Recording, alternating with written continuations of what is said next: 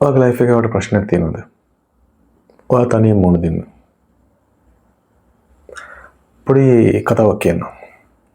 මේ ඉන්නේ බොයි කෙනෙක්. මේ ඉන්නේ ගර්ල් කෙනෙක්. අපි හිතමු එහෙම. මේ බොයි තනියෙන් ඉන්නේ. කියන්නේ රිලේෂන්ෂිප් එකක් නැහැ. එයාට ගර්ල්ෆ්‍රෙන්ඩ් කෙනෙක් නැහැ. මේ ගර්ල් එයා මේ වෙලාවේ අවයිලබල්. ඒ වුණාට එයාට බොයිෆ්‍රෙන්ඩ් කෙනෙක් ඉන්නවා. පොඩි ප්‍රශ්න වගේක් නිසා මේ වෙලාවේ ළඟින් නැහැ. මේ දෙන්න කොහොම හරි මීට් වෙනවා. අපි කියන්නේ ඔය දෛවයේ සරදමකින් හමු වෙනවා කියලා. ඒ වගේ.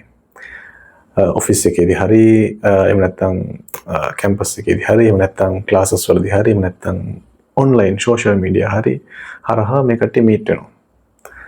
එමෙිට ඒ ගොඩනගෙන සංවාදය ටික කාලයක් ගියාට පස්සේ ඇටැච්මන්ට් එකක් විදිහට ඇති වෙනවා. ඒ කියන්නේ මෙයාට මෙයා නතු බෑ. මෙයාට මෙයා නතු බෑ.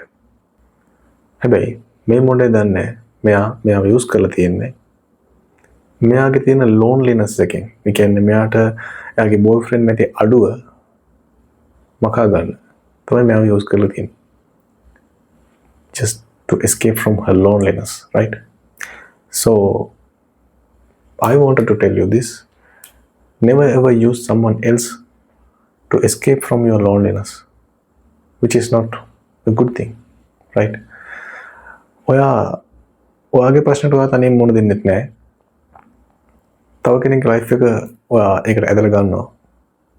අන්තිමට ඔයාගේ බොයිෆ්‍රෙන්ඩ් ආවට පස්සේ මෙයාට ටටා බයි කියලා යනවා.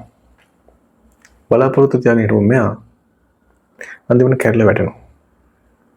මේක මම කියන්නේ මෙන්න මේ පොතෙන්.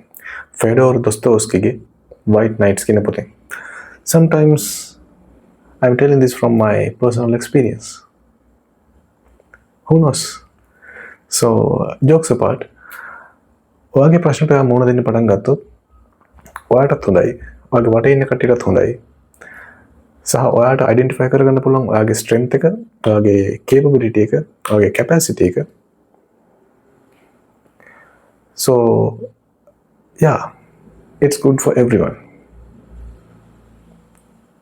So, never use someone else's life.